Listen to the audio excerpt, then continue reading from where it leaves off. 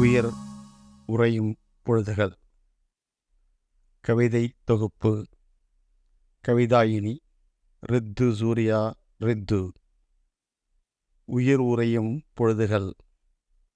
உலக சாதனை நிகழ்வாக 10 மொழிகளில் இந்த கவிதை தொகுப்பு தன் முகத்தை வெளி உலகத்திற்கு அரங்கேற்றம் செய்திருக்கிறது. அறக்க மனம் கொண்டோர் இரக்கமின்றி சாமானியன வீழ்த்தும் கொடூரங்களை இந்த கவிதைகளில் ஆதங்கமாக கொட்டியிருக்கிறார். உலக சாதனை என நினைத்து கவிதை படைக்க வந்தவர் உள்ள குமரல்களை நூல் முழுவதும் பதிவு செய்திருக்கிறார். இந்த தொகுப்பில் 40வது கவிதையில் நம் பலவீனங்களைக் கொண்டே பலமான ஆயுதமாக நம் பலவீனங்களைக் கொண்டே பலமான ஆயுதமாக நம்மையே சதுரங்க காய்களாக பயன்படுத்தும் சாதுரிய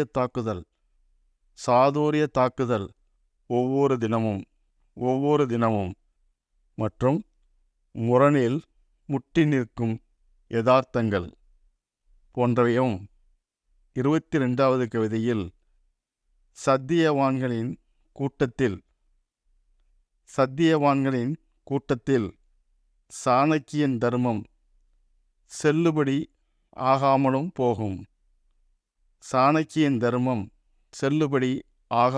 போகும். இதில் 33வது கவிதையில் அத்தனை சுலபமில்லை ஆழ் அன்பை விதைத்தலும் ஆழ புதைத்தலும் ஆகா, உளவியலின் தேடல்கள் சூறாவளியாய் சுழன்று கொண்டிருக்கிறது இந்த கவிதை தொகுப்பில். அந்த நாள்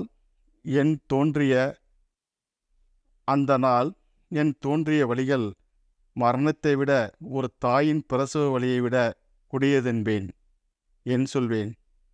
உச்சகட்டமான ஓர் ஆழ் உள்ளத்தின் வேதனை வெளிப்பாடு. இது ஒரு 3ஆம் பாலினத்தவரின் வேதனை கலந்த வாழ்வியல் சுழற்சியை இதைவிட மனதால் அழுது கொண்டே வேறு எவராலும் காட்சிப்படுத்த இயலாது. உயிர் உறையும் பொழுதுகள் உறைந்து போய் நிற்க வைக்கிறது. உலக சாதனை ஒருபுறம் இருக்கட்டும், சரி செய்யப்பட வேண்டிய உலக சங்கதிகளை உயிர் உறையும் பொழுதுகள் அடையாளப்படுத்துகிறது. கவிஞருக்கு மனமார்ந்த வாழ்த்துக்கள்.